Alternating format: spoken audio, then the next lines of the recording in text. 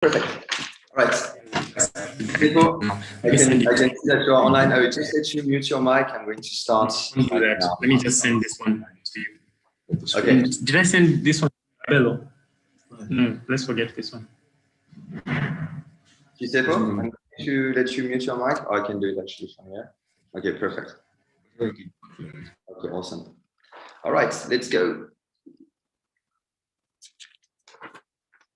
Good afternoon, everyone.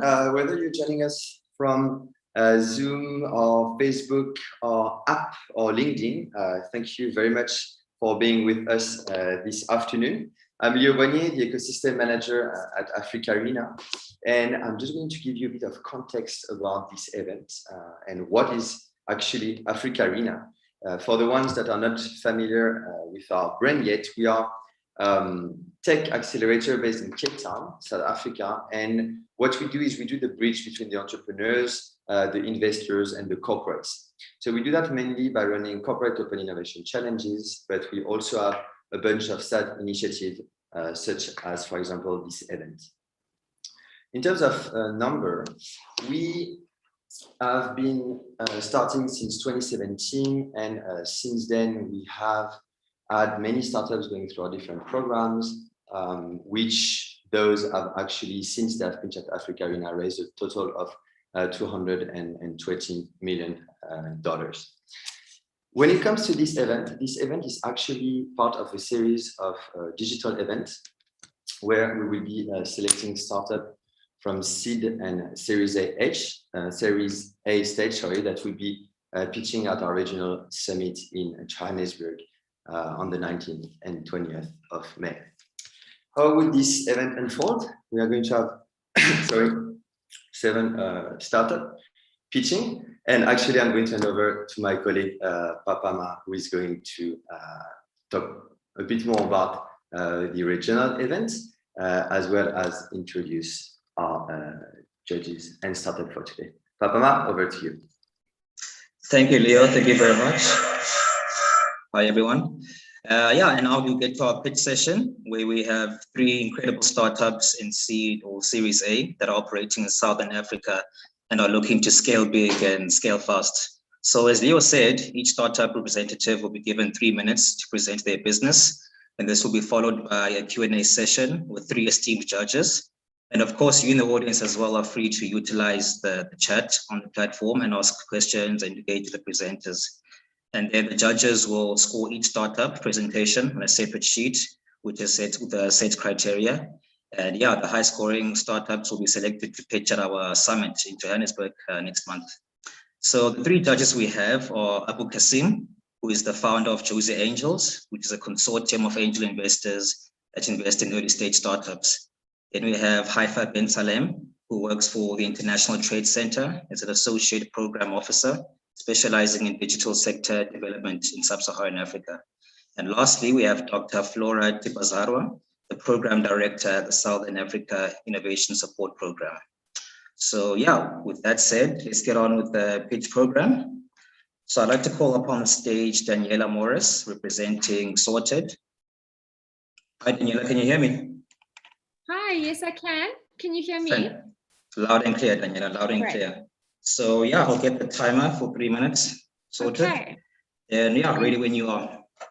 Cool. I'm going to share my screen now. Okay. Can you see? Perfect. Okay, great. All right. So I am the CEO and co-founder of Sorted, which is a platform that automates the licensing process for businesses and individuals in Cape Town and Gauteng. So our value proposition is very simple. We believe that the current system of vehicle license renewals is very automated, very outdated and laborious. And we want to make it quick and easy to renew one's license discs without having to go and queue in departments. Now, The problem, as I've mentioned, it is queuing, but there are multiple layers to this problem of queuing. With the pandemic, it's even more important to try and avoid department spaces. It's a COVID risk. They are inside. They are very difficult to social distance when you are inside. So it makes our solution even more poignant at this time. Furthermore, there are employee opportunity costs when it comes to businesses. Sending one's employee to go and queue for hours on end doesn't make financial sense. And lastly, it's difficult to guarantee that when one goes to a department that you're going to get your disc that same day. There are various problems administratively with these departments, such as offline systems, no paper, cash-only payments, etc. Now, our solution is pretty simple. No queues, no forms, door-to-door delivery. Our platform enables one to have a personalized dashboard with regular status updates on your vehicle, which includes fines management.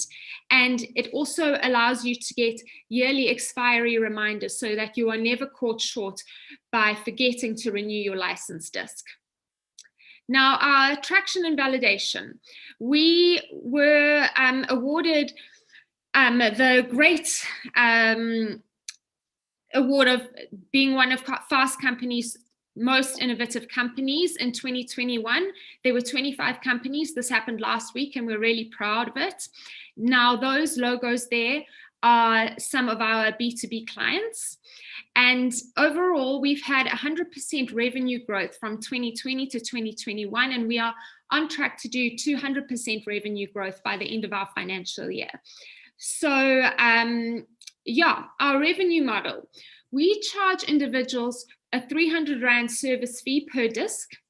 Businesses, we charge them the same per disc, but we also add on a 50 Rand per vehicle per month software as a service offering so that they can be on our platform and we can monitor things for them. And large enterprises have custom pricing offerings. Okay, this is us, the team. That's me. Loiso is our CFO and Garen is our CTO. I know I'm biased, but I really do think we are a great team and we complement each other's skills very well.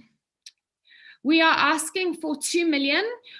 Half of that would go on marketing, half of it would go on operational costs, but of course, a detailed budget is available upon request. And that is us in a nutshell. Thank you so much. Thank you very much, Daniella. It's good to see you again. Yes, so yeah, let's give the floor to the judges for any questions. Perhaps we can start with Flora. Do you have any questions for Daniella? Yes, one question, Daniella. Thank you very much. I'm just wondering, why would you need a separate platform to provide this service and not make the department that issues the discs your main client? That would be a government entity, and that means it would spread. It would scale beyond Gauteng and Cape Town, where you are. So integration with the department is something that we have looked into extensively, but the department is very stuck in its ways. It's a large, bumbling set of infrastructure that they actually are very resistant to change. So it is required that the private sector try and innovate around this to help the end consumer. But we don't see much innovation happening from the Department of Transport side. So that means you would get, in the long run, you'd have a lot of competition from other entities that would start up similar to yourself. And then when the government wakes up and just goes with one of them, you're out. You know what, in theory, yes, chances are highly slim. There are 12 million vehicles in South Africa, so we still believe our market share would be very competitive. Thank you for your question, Flora. We still have 1 minute on the clock for Q&A. Abu Kasim, do you have any questions for Daniella? Hi, Daniella. Good to see you again. Could you just tell me a bit more about the team? So you've touched on it. Just give us your experience. What have you, any startup experience? So Loiso is our CFO, and he actually started and successfully exited a startup already. It was called Kota Kings. It was in the fast food industry. So that taught him a lot. Garen Gray, our CTO, has worked for Discovery and Momentum. and he was looking to get into something in which he could have ownership over. So he's very well versed. He's a full stack developer. And then myself, I studied advertising and law. And then in a few years back, I joined an energy company that was a startup. I got introduced to the whole startup world, the startup culture, and I decided that I wanted to begin my own thing, and thus the journey began. Right, thanks, Daniella. With that said, your time is up. Thank you so much for your time. You guys definitely are a solid team. Thank you so much. All right, great. Bye. And next up on stage, we're going to have Zpos operating out of Zambia, and we have the CEO, Zpos, representing them. Hi, Zpos. Hi, Zpos, can you hear me? Maybe let Cass come back because we're about to start. Hi, Zpos, are you ready to present? Or should we go to another startup and you can present afterwards? Is it working on yours?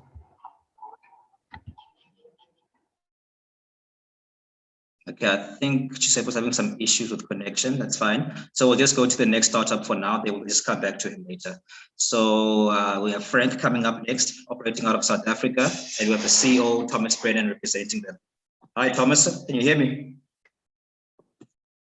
Yep, I can. Hi, Thomas. Hi, Thomas. How are you? Good, thanks. Fantastic. All right, can you please share your screen with us? Sure.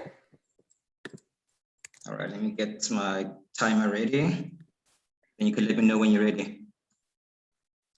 Just 1 second.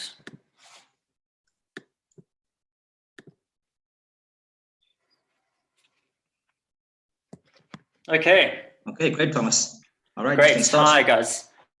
My name's Tom. I'm the CEO and co-founder of Franc, a savings and investment platform from South Africa. So did you know that according to the World Bank, over half of adults in sub-Saharan Africa save, but less than 5% invest? And yet Africa features strongly in the top 10 countries in the world for investment-related search terms, alongside countries with investment penetration 10 times higher. The barriers and friction points holding people back. The banks have low penetration, don't have attractive investment options. Savings accounts have near zero return unless you want to lock away your money for a long time, which nobody really wants to do. The investment managers all have high fees and high minimums, which many people can't afford. And the trading platforms have overwhelming choice without support, which can be intimidating, especially for people new to investing. To solve this problem, I teamed up with Seb, an old university friend who studied actuarial science and has been working in the investment space for the past 20 years. Myself, I'm an engineer. Our solution was to make investing easy and accessible, simple to understand and simple to use. We selected the best performing, lowest cost cash and index tracking equity funds, so users can invest as much as they want when they want. We focus on making the experience of investing easier than ever before, giving users free, goal-based investment advice. No more forms, no more fine print, no more complicated choices. Investing as it should be, totally frank. There are also no hidden fees. We charge just 1% of investments per year. Our distribution strategy is both direct and through employers who are looking for low-cost group benefits. Looking at Facebook and YouTube have been our most successful channels to date, with users engaging with our weekly blog and podcast. SADC is our sort of current serviceable market, with about 120 people who are saving but not investing, with an estimated $80 million estimated revenue opportunity. And looking across sub-Saharan Africa, there are 600 million people in that same bucket. And we've already kicked off partnership discussions with EcoBank as part of our expansion plans, having been selected as an EcoBank FinTech Fellow. Since we launched at the end of 2019, we've attracted just over 2,000 investors and over $700,000 in investments. We grew 50% in the last quarter, and our current cost of acquisition is about $5, which pays itself off in about 3 years. We're targeting 10,000 active investors by the end of the year. In terms of roadmap, we're looking to expand into social investing to capitalize on the associated network effects, effectively digitizing an existing group savings behavior that we see in Southern Africa. We're currently raising our seed round of $600,000 with $400,000 already committed. we are a company with a social mission. Our vision is to change the way a generation saves and invests. That'll hopefully bring financial freedom and prosperity to millions. If you're interested in learning more, let me know. Thanks for your time. Fantastic. Thank you, Thomas. Great presentation. And I'll give the stage to the judges for any questions for Thomas. Maybe you can start with Haifa. Do you have any questions for Thomas? So thank you very much, Thomas. My question would be more on the side of competition. So how would you describe your competition landscape first, and what is your competitive advantage? Sure. So we are South Africa's only robo-advisor at the moment. The competitors in the market are sort of easy equities. As mentioned, the trading platforms expect users to be able to make an investment decision between about 1,000 products, and typically without a lot of sort of support in making that decision.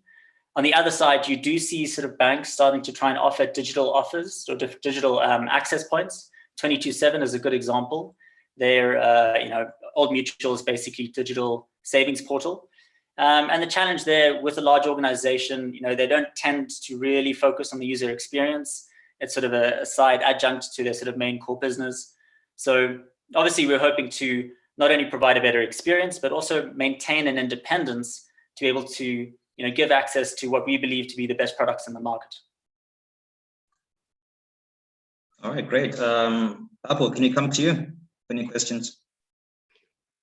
Yeah, so I just want to get a sense of the security measures that are in place to protect your client's capital. Sure. So as mentioned, as an intermediary, we don't manage individual client funds. We act as sort of a conduit into Allan Gray and Satrix 40, both of which are well-established, long-standing, reputable brands in the arena. And then the other security that we offer is obviously to ensure that we abide as a regulated entity to kind of all the FICA and anti-money laundering processes. So we do a full KYC, all of which is sort of facilitated through the app to ensure that we're not, opening ourselves to any dodgy activity. All right, 40 seconds are left in this session. So maybe, Flora, you can ask a quick question for Thomas. Quick question on just what is the ask for specifically?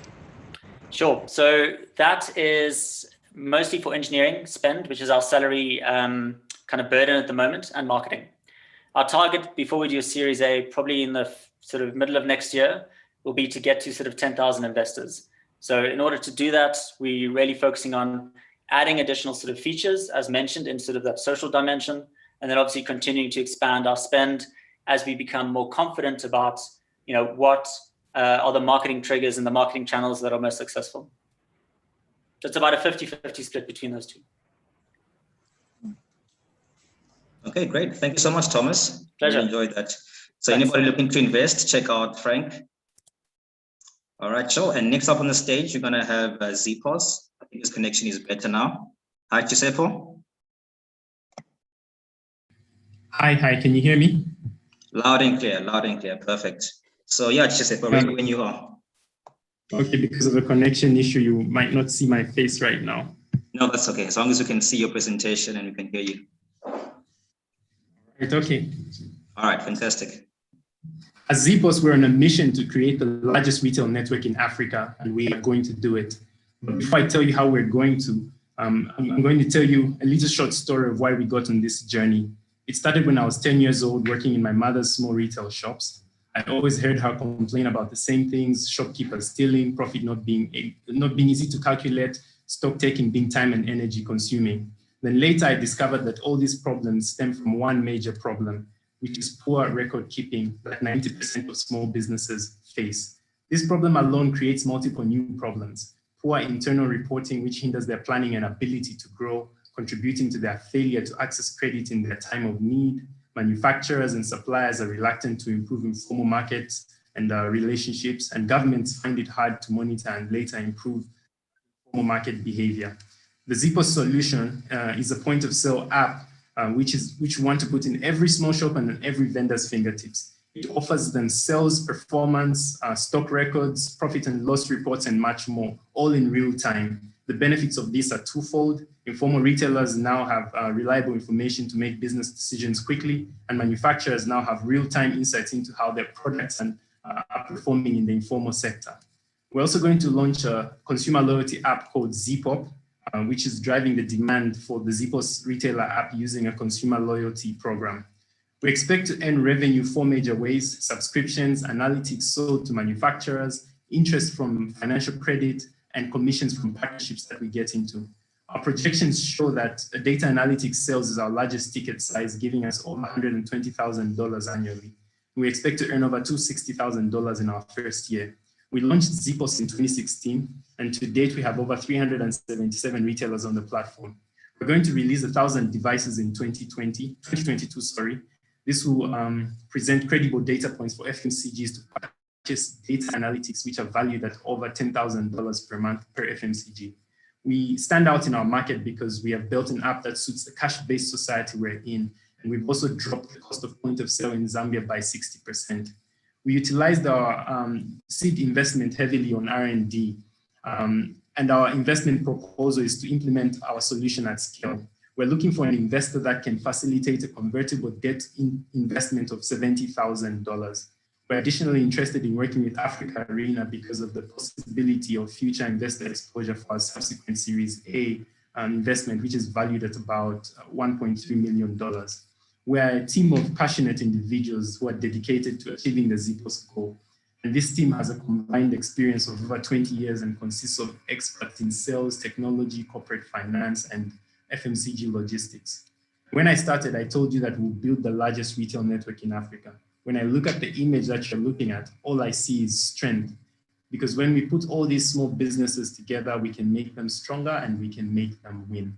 So I'm inviting you all to join Zpos in helping small businesses win, because small businesses are the backbone of African economies. Thank you. Thank you, Giuseppe. Okay, judges, do you have any questions for him? Maybe Haifa, can start with you. So thank you very much, Giuseppe. My question would be, so, and also, I mean, in the slides, there were many information, so maybe I missed it. So you mentioned that you would like to scale. How would you do to acquire more customers? I mean, as we know, in many contexts, some merchants would like also to stick to their very usual habits to do basically what your solution offers. So how would you plan to do it? Okay, because we've got a few minutes, I'll try and be quick. Number one, we want to use our loyalty app to drive retailers to want to purchase the Zpos device. So the loyalty app will encourage consumers to go to Zpos shops, and once they go there, other retailers are going to see that other retailers are using Zpos, and based on that, they might ask us, they'll ask us for devices. But also at the same time, we want to partner with FMCGs so that FMCGs can sponsor retailers with free devices. And that's how we hope to scale. The incentive for FMCGs is analytics of the informal sector. Thanks for your question, Haifa. Yeah, continue, please, Joe. We're still talking. No, I'm done. Ah, okay, sorry, I thought I'll cut you off there. Abu, do you have any questions for the team? Yeah, thanks. Yeah, I just wanted to get a sense of the business model, and I missed it as you were browsing through. Is it $1,000 a year? Is it at the basic? So effectively, I think we have several revenue streams. Fundamentally, the subscriptions that we offer to our subsequent owners of the devices. But the main revenue stream is actually from data analytics to FMCG. So we have a few letters of intent, mainly from certain domestic FMCG manufacturers in Zambia, and the ticket size is estimated around $10,000 per month. So that's really our main ticket size. And the reason that we're trying to get 1,000 devices into the market is just to expand in different locations and start to geotag and get a lot of the dashboard really kind of offering a lot of how those products are moving. So we can effectively see in the informal markets a product moving at lifetime which is really good for predictive analytics to some of these big manufacturing companies and multinationals, which obviously will improve their bottom lines. Okay, understood. So the paying customer is actually the supplier, the FMCG manufacturer. That's the main ticket size, yeah. Okay, thanks. Okay, great. Thank you very much, Zpos team. Keep up the good work there in Zambia. Thank you. All right, next up we have Jobjack, which is a very cool job marketplace based here in South Africa. I'd like to call upon the CEO, Hein, to present for us. Hi, Hein. Hi, Papama. Thank you so much. Well? Yeah, always. And I've heard that you are as well. Fantastic, man. Fantastic. Okay, Hein, ready when you are, man. Great stuff. Just going to do a screen share and then dive. Right. Fantastic. Let's go for it. Ooh, good afternoon, everyone. I'm Hein, co-founder of Jobjack, an online platform that automates the entry-level recruitment process for cashiers, cleaners, merchandisers, store assistants, and the like. We're addressing, frankly, a terrible problem: access to job opportunities. So entry-level job seekers out there are spending an average of 550 Rand per month on printing, transport, and internet costs, mainly to drop off paper CVs at local businesses in search of a job. On the other side of the market, you have companies manually working through these boxes of paper CVs or PDF emails in the most interestingly ineffective ways. So the solution that we bring to the table is simple. We don't take in any paper, PDF, or Word CVs. We capture candidates' data in a structured way through their phone, a friend's phone, a family phone, thus eliminating the printing and transport cost, and then internet cost is addressed with our data-free partnership with MTN and similar submitted proposals to Vodacom and Cell C. Now, having all the candidates' data in a structured way allows us to add value to our paying clients through, among other things, automated filtering, interview scheduling, assessments, voice note capturing, reporting, and more. But mostly the ability to do all of this at scale. Now, the fastest way to skip through our very cool demo is to show you that what we do works. So this is a list of our rapidly growing list of clients who we mostly service nationally and exclusively. This is our user growth graph. We're signing up about 1,200 job seekers every day with 0 Rand marketing cost, and we just surpassed the 300,000 registered job seeker mark. This is our revenue graph post-COVID. We're hovering around break even, and 80% of our revenue is recurring or subscription revenue. From a market size perspective, well, there is no one dominating the entry-level job market the way LinkedIn dominates the skilled. And the entry-level job market is the large bottom part of the pyramid. We are the one place where a company such as Pep or Food Lovers Market sources all its store-level staff. So you can only imagine the upsell potential over time, from automating onboarding, terminations, training, the semi-skilled job market, opening up bank accounts for the first time for employees, practically anything. This is our team. I can point out our qualifications and previous successes, but the best testimony of our wonderful and resilient Jobjack pack lies in the results. 3 years, half of the period was COVID, break even, major clients, 300,000 signups, go Jobjack. They're listening, so they're cheering as well.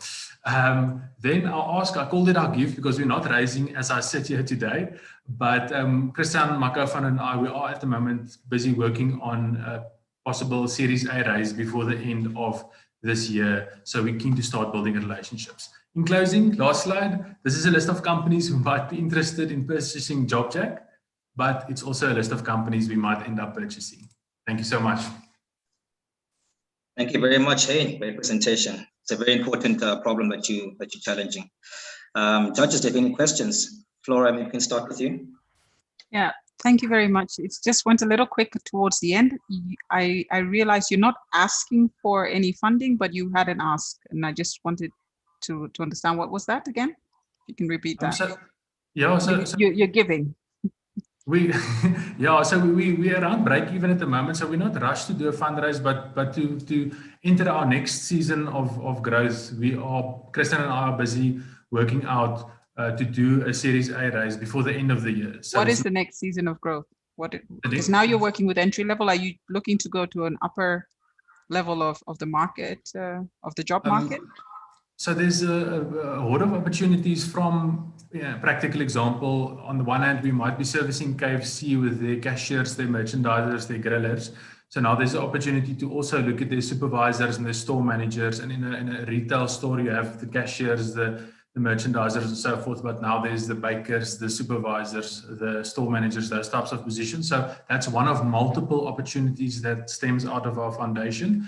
But that said, also just building capacity, getting more candidates or clients on board from a growth perspective. And then also we're gathering so much data at the moment, just spending some resources and time to really extract the value out of the data we are gathering. And you would sell the data? We won't necessarily, no, we won't necessarily sell the data. It's more a case of if you're able to accurately match a candidate with a relevant job opportunity, a client is willing to pay more. As one of many examples. Okay. Thank you, Flora. Abu, do you have any questions for Jobjack? Yeah, quick one. How do you vet your applicants? It didn't come across in the presentation. If you don't, is there a value guarantee? So it depends from client to client as to their needs. Some clients are fine with the data provided by a candidate in the form of an online CV, but most clients either add job-specific filtering questions, add tests prior to the interview stage, and then we integrate it with providers to do checks such as risk checks or credit checks and so forth. So it really depends on the type of job and the client's specific needs. All right, cool. Judges, are there any burning questions you have for the next 20 seconds? So from what I understand, you're now only present in South Africa, right? Are there any plans to expand further, to scale further outside? So we did a proof of concept in Kenya and Nairobi, just for 2 months to see what it would take to jump a border. But we just did it for 2 months. It was successful. We actually did quite a few placements, brought in a bit of revenue, but we have to get a solid foundation in place. So we're focusing on South Africa probably until about the end of the year, and then we'll relook the opportunity. All right, thank you very much, Shane. Thank you, everyone. Have a lovely day. Great having you. All right, next up we have Locumbase, also based here in South Africa, and we're going to call upon Zule Vuren to present for us. Hi, Zule. Hi there, how are you doing today? Doing fantastic, how are you? I am excellent, thank you. Great, just on time, eh? So yeah, ready when you are. Great, let me share my screen and then you can see what I'm seeing too. Thank you so much for inviting me to join you today. There we go. Can you see my screen?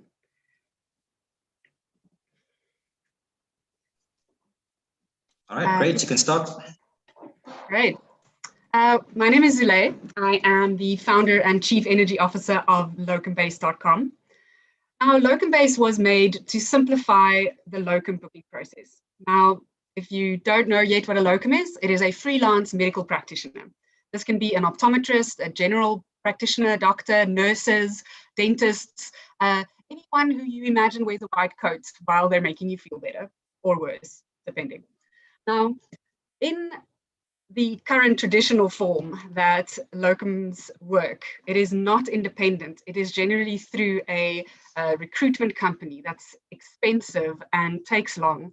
So with Locumbase, Locumbase is the independent online booking and management platform, which gives you real-time availability of verified medical professionals. You would not believe how many people are out there saying they're doctors when they're actually not doctors. So we at Locumbase verify each medical professional that's available on our platform to connect with practices, pharmacies, hospitals, and clinics when they need it most. Now, as mentioned, the biggest problem is ultimately cost and time lost and costs spent by medical practices or hospitals, the administrators of hospitals, when they need to look for somebody to come and stand in to be able to help their patients. Like I said, usually it's fragmented in the sense that there's multiple recruitment agencies that charge a ton of money, up to 40, sometimes even 60% as a placement fee.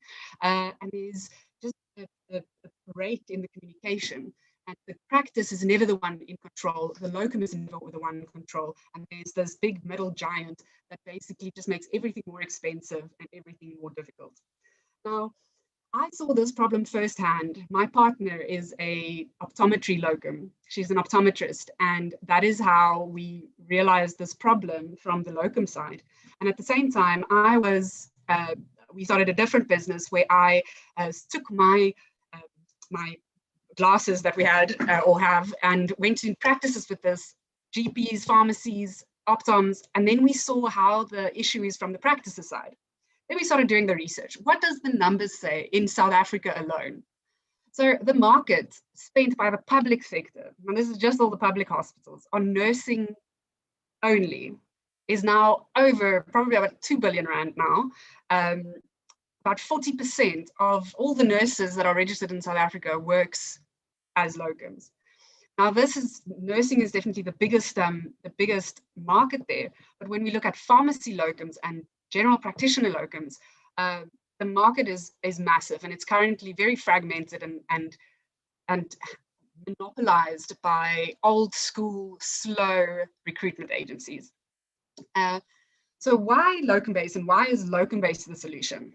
Well, we've got the real-time booking system so that you as an administrator or a practice manager can go onto locumbase.com. You've created a profile. We've made sure that you are a medical institution or a medical business so that you're not just a dodgy hole in the wall.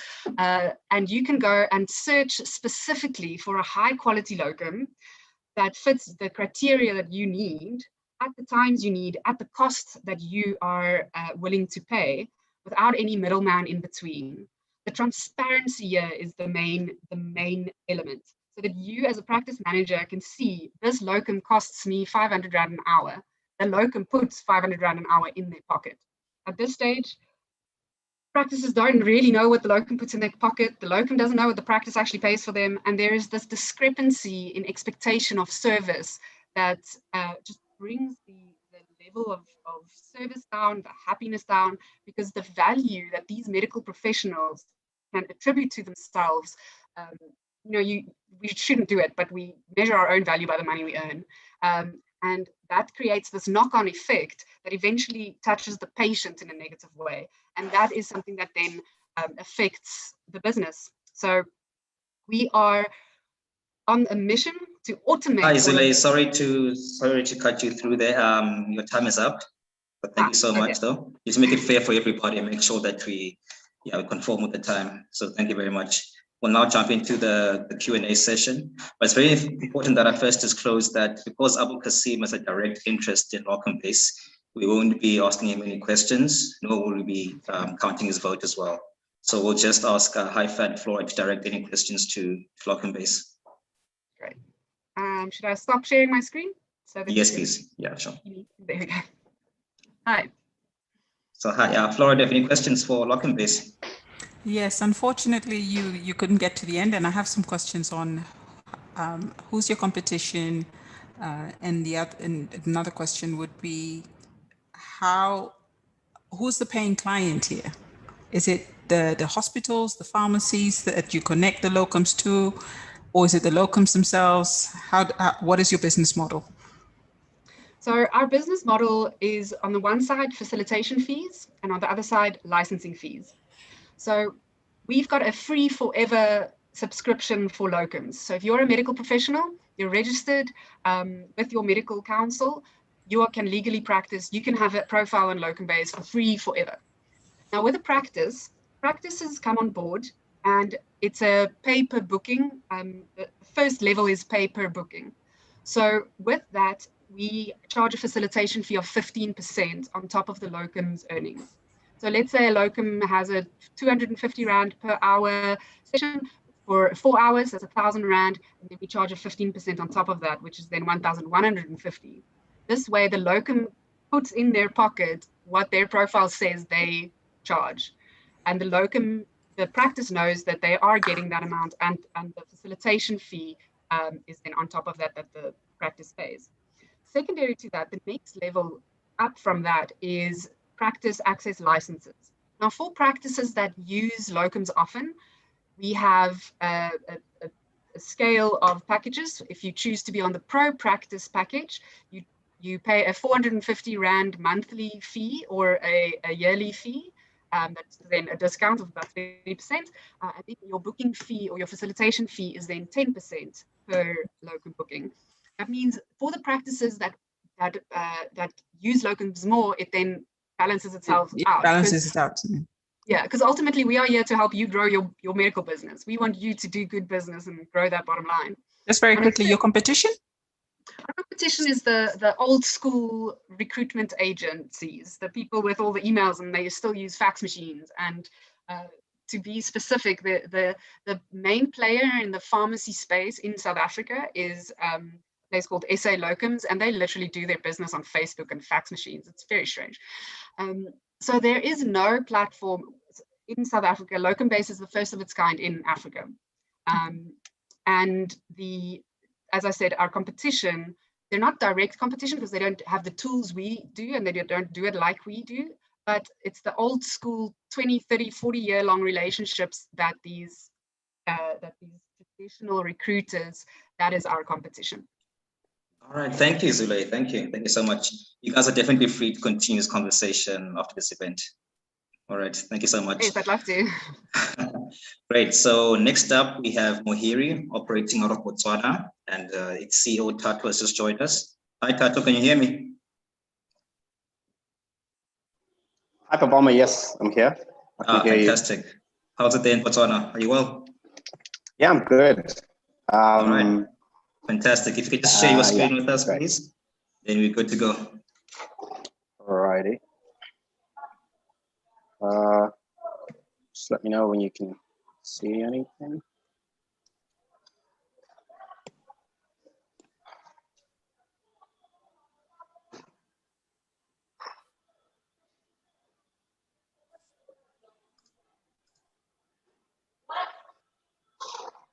Okay, it's loading.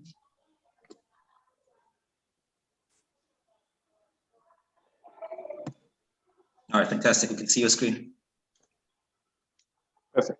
You can just maximize your screen so that we only see the presentation. Yep. Great.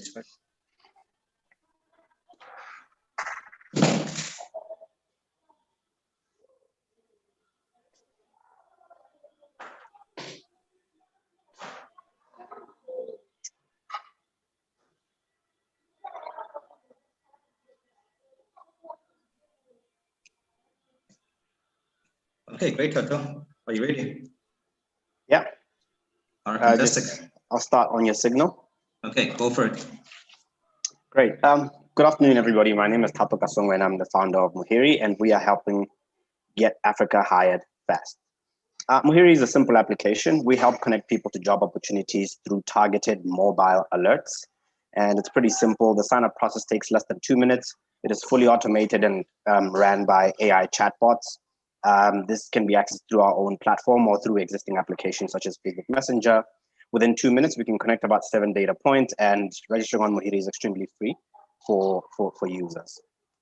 So the thing that makes Mohiri tick is the application process is enabled through AI. So all the sign-ins are fully automated. People don't have to go through a form. They just have a conversation with a chatbot, and then it collects all the information that it needs to start matching them to job alerts. This means our acquisition cost is extremely low because we can also acquire customers through other in-app based chatbots, such as on our Facebook Messenger, and acquiring customers through Facebook is extremely cheap because running ads is also very cheap on there. So this means we have a platform that enables us to collect data extremely quickly and within platforms that our users can commonly use every day.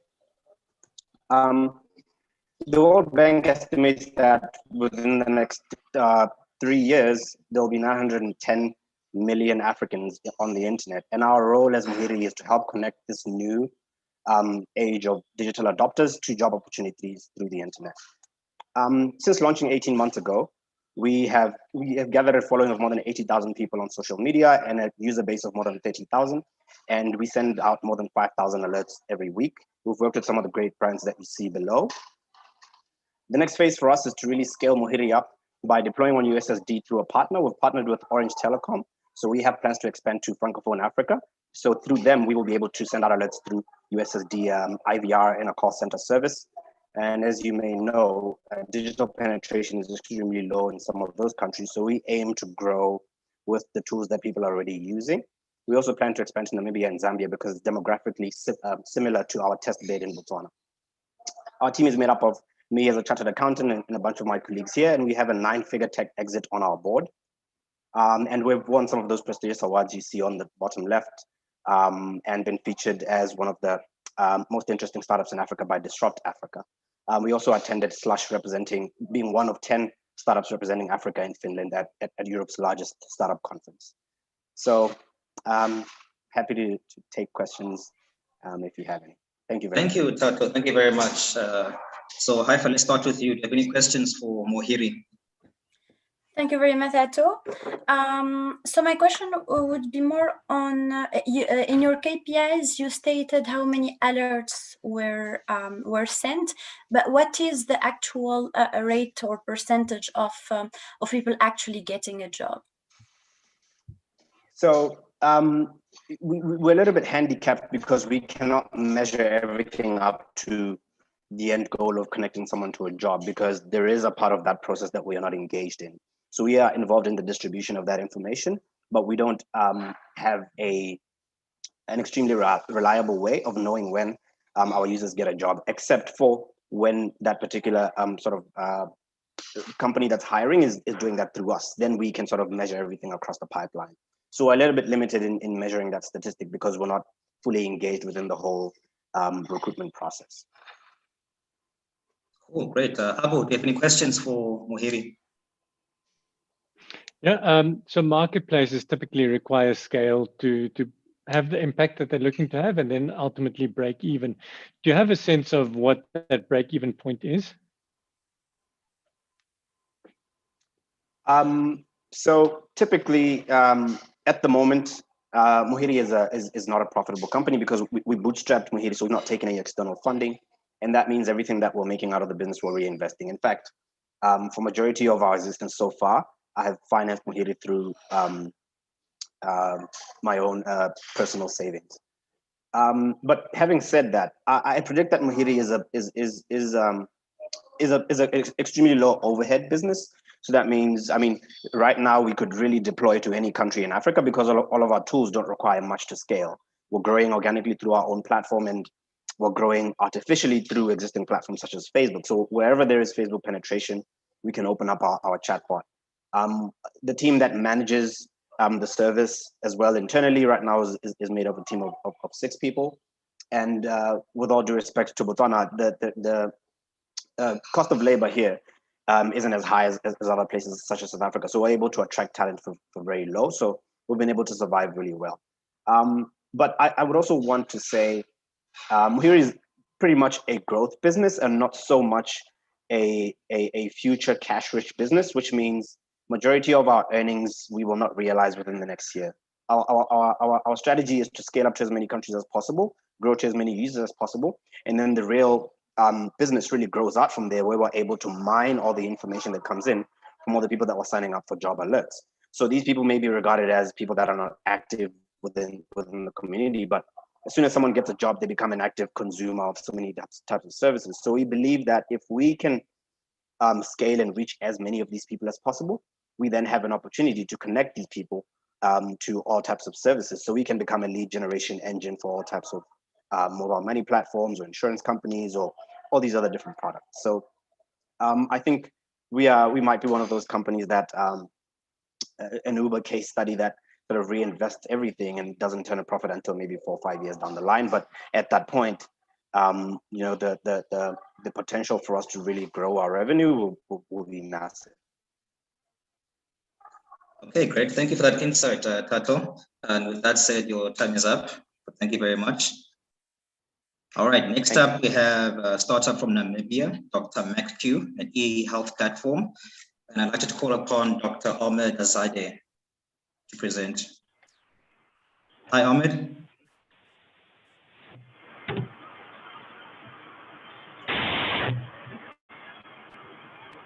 Hi, Doctor, how are you?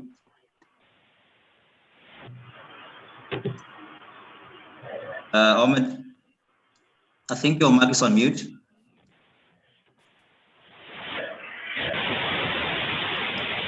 Ahmed, can you hear me?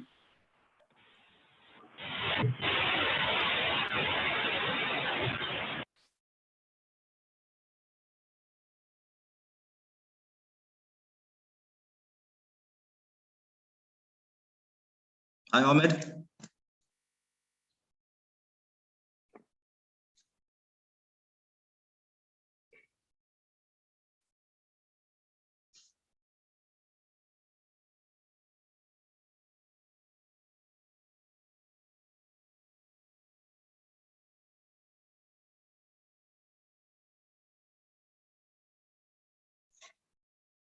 Ahmed, you seem to have a problem with your sound. Should we just give you time for you to prepare?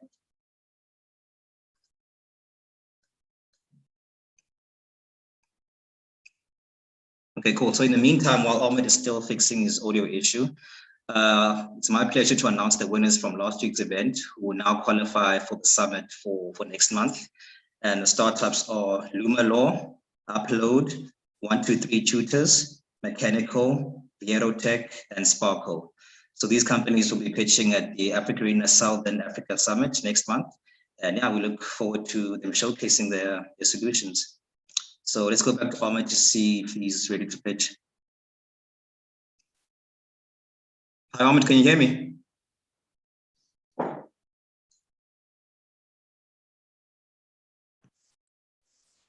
Hi. Can you hear me? You're not very audible, but can you hear me? Give me a thumbs up if you can hear me. I hear you. Can you hear me? Okay, fantastic. There you go. There you go. Can you please present your screen for us? Sure. Sorry about that. I was using other earphones and they worked initially and now they're not working. Ah, cool. Don't worry. These things always happen. Just give me one moment to share this. Okay, there we go. All right. All right, cool. Doctor, ready when you are. Okay. Hi there. I'm Dr. Ahmed Azadeh. I'm the founder of DrMacQ, a telemedicine platform that is powered by Macquarie Medical Care. So Africa carries nearly a quarter of the world's disease burden, but only has 3% of the world's healthcare workers. In fact, 0.4 per 1,000 population physicians, in comparison to South Africa, which has 0.9 physicians per US, for example, has 2.6. So we're lagging far behind. Namibia only has 17% of its population covered by a medical aid. So that's around 400,000 in our population. And the rest of them rely on an under-resourced state facilities. At the same time, Namibia has some of the most remote communities with little to no healthcare infrastructure. We did a survey across the tourism industry in Namibia, and the average kilometers to and from a health clinic is 90 kilometers.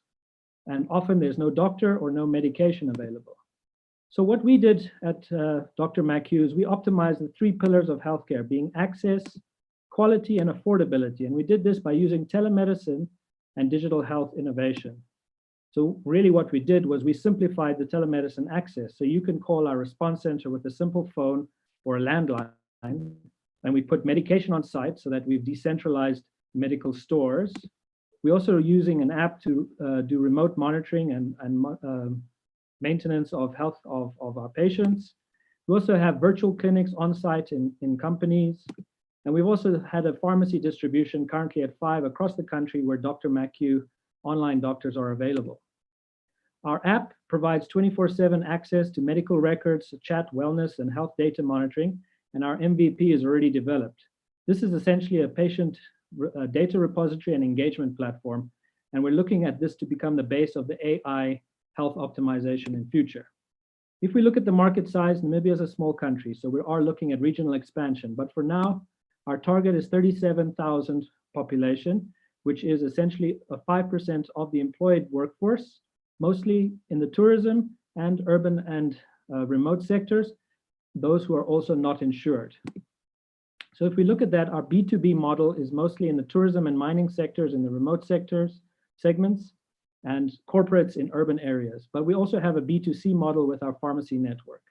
Our goal is 37,000 members by year 2024, and we're currently just over 1,000 members.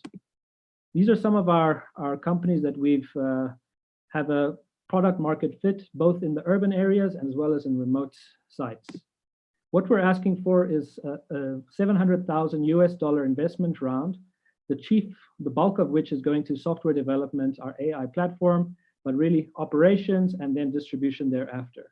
Our break-even point would be at 3,500 members, and we're looking at an IRR of about 30%. We have a very strong operational team, as well as an advisory board, and we're really looking at investing in a growth team for this company. And with that, I thank you, and we're happy to take questions. Thank you, Ahmed. Thank you very much. Judges, do you have any questions for Ahmed? Flora, can we start with you? Yes, thank you, Ahmed. I just want to understand your business model once again. Can you just go over that? Who's paying for the service when you're providing access to those who can't afford it? Okay, so we actually charge primarily a capitation membership model, where it provides unlimited teleconsultation access. And our client is essentially a B2B. So the company is looking to optimize the health of their workforce. What we're believing in is that a capitation model is not going to cause medical inflation, which unfortunately the fee-for-service model does. So they essentially pay, depending on the size of the company, between $6 and $15 US per person per month for this telemedicine service. And that gives us a revenue, if we look at that 37,000, of between 2.6 and 6.6 million per annum with a 28% net margin. There are additional revenue streams such as medication sales on site, as well as occupational and public health services that we offer, and then fee-for-service revenue for individual clients that elect to use that model. Thanks, Flora. Haifa, do you have any questions for Ahmed? Yes, so thank you, Armin. Maybe my question would be regarding the delivery channels of your solution. So you mentioned the B2B model. However, in the beginning, you mentioned a consumer-facing model in remote areas. Which channel would you use to reach them? Well, you mentioned the calls, you mentioned the app, but do you think the app, for example, would be a profitable mean in areas where there is a lack of connectivity, for example?